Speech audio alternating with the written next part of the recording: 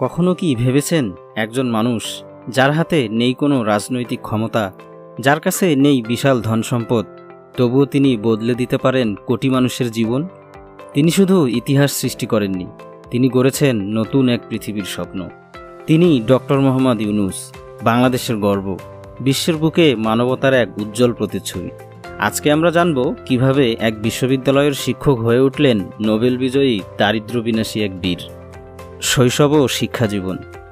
Doctor Mohammad Yunus জন্মগ্রহণ করেন 1940 সালের 28 জুন চট্টগ্রাম শহরে। তার বাবা ছিলেন সোনার ব্যবসায়ী আর মা ছিলেন একজন উদার মানসিকতার গৃহিণী। তিনি পড়াশোনা শুরু করেন চট্টগ্রাম কলেজে এবং পরে ঢাকা বিশ্ববিদ্যালয়ে অর্থনীতিতে স্নাতক এবং স্নাতকোত্তর সম্পন্ন করেন। এরপর ফুলব্রাইট স্কলারশিপ পেয়ে যান যুক্তরাষ্ট্রে ভ্যান্ডারবিল্ট ইউনিভার্সিটিতে অর্থনীতিতে পিএইচডি করতে। তখনও তিনি জানতেন না তার এই জ্ঞান একদিন বিশ্বকেই বদলে দেবে। প্রত্যাবর্তন ও বাস্তবতার ধাক্কা। পিএইচডি শেষ করে দেশে ফিরে আসেন 1972 সালে। চাকরি নেন চট্টগ্রাম বিশ্ববিদ্যালয়ের অর্থনীতি বিভাগে। তখনকার বাংলাদেশ সদ্য স্বাধীন, যুদ্ধবিধ্বস্ত, দারিদ্র্যে জর্জরিত। 1974 সালের ভয়াবহ দুর্ভিক্ষ তার চিন্তা চেতনায় এক বিশাল পরিবর্তন আনে। তিনি উপলব্ধি করেন ক্লাসরুমে শুধু পড়িয়ে গেলে দেশের বাস্তবতা কখনোই বদলাবে না, দরকার ছিল বাস্তবে কাজ করার। ক্ষুদ্র ঋণ ধারণার জন্ম। একদিন তিনি ছাত্রদের নিয়ে বের হন পাশের গ্রাম জোবরাতে। সেখানে তিনি কিছু দরিদ্র নারীকে দেখেন যারা মাত্র 800 টাকার অভাবে ব্যবসা শুরু করতে পারছে না। এই 800 টাকা, যা আমাদের কাছে হয়তো তেমন কিছু না, তাদের জীবনে এটা ছিল দেয়াল। ডক্টর ইউনূস তখন নিজের পকেট থেকে ওই টাকা ঋণ হিসেবে দেন, কোনো সুদ বা জামানত ছাড়াই। সবাই সেই টাকা সময় মতো ফেরতও দেয়। এখান থেকেই মাথায় আসে একটি নতুন চিন্তা: ব্যাংক শুধুমাত্র ধনীদের জন্য কেন, দরিদ্র মানুষের জন্য কেন নয়? এই প্রশ্ন থেকেই 1976 সালে শুরু হয় গ্রামীণ ব্যাংকের যাত্রা, যা পরে 1983 সালে সরকারিভাবে স্বীকৃতি পায়। বৈপ্লবিক পরিবর্তন ও আন্তর্জাতিক স্বীকৃতি। গ্রামীণ ব্যাংক শুধু ঋণ দেয়নি, এটি আত্মবিশ্বাস দিয়েছে।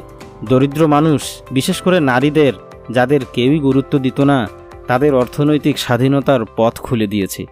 ডক্টর ইউনূসের মডেল ধীরে ধীরে সারা পৃথিবীতে ছড়িয়ে পড়ে। ভারত, আফ্রিকা, ল্যাটিন আমেরিকা, এমনকি আমেরিকা ও ইউরোপেও। 2006 সালে ডক্টর মোহাম্মদ ইউনূস এবং গ্রামীণ ব্যাংক যৌথভাবে পান নোবেল পিস প্রাইজ, কারণ তারা দেখিয়েছেন অর্থনৈতিক স্বাধীনতা মানেই শান্তি। এটি ইতিহাসে বিরল এক ঘটনা, একজন ব্যাংকার যিনি শান্তির নোবেল জিতেছেন। সোশ্যাল বিজনেস, নতুন এক দিগন্ত। নোবেল পাওয়ার পরও থেমে যাননি ডক্টর ইউনূস। তিনি শুরু করেন নতুন এক ধারণা, সোশ্যাল বিজনেস। এটি এমন এক ব্যবসার মডেল যেখানে লাভ নয়, মানুষের কল্যাণই প্রধান উদ্দেশ্য। তিনি বলেন, একদিন পৃথিবী হবে এমন যেখানে দারিদ্র্য থাকবে জাদুঘরে। মানুষ দেখে বলবে, দারিদ্র্য বলে একটা জিনিস ছিল একসময়। গ্রামীণ ডানন, গ্রামীণ ভেওলিয়া ওয়াটারের মতো বহু প্রকল্প এই মডেলেই পরিচালিত হয়, যেখানে মানুষ পায় পুষ্টিকর খাবার, বিশুদ্ধ পানি, স্বাস্থ্যসেবা লাভ ছাড়াই। একজন শিক্ষকের মতো পথ প্রদর্শক। ডক্টর মোহাম্মদ ইউনূস একজন শিক্ষকের মতোই আমাদের শেখান আমরা সবাই পারি পরিবর্তন আনতে। বড় হতে হলে, পৃথিবী বদলাতে হলে প্রথমে দরকার একটা ছোট সাহসী চিন্তা।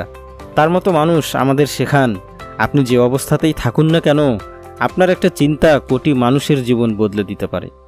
ডক্টর ইউনূস একজন অর্থনীতিবিদ বা নোবেল বিজয়ী নন, তিনি একজন চেঞ্জ মেকার, যিনি প্রমাণ করেছেন একটি ভালো কাজ, একটি মানবিক সিদ্ধান্ত, একটি সামাজিক উদ্যোগ একদিন বিশ্বকেও বদলে দিতে পারে। আজ আমি আপনি যদি একটুখানি সাহস করি, একটুখানি দয়া দেখাই, একটুখানি উদ্যোগ নেই, তাহলে এই পৃথিবী হতে পারে আরও একটু সুন্দর, আরও একটু মানবিক। আপনি প্রস্তুত তো আপনার ভেতরের সেই ইউনূসকে জাগিয়ে তুলতে?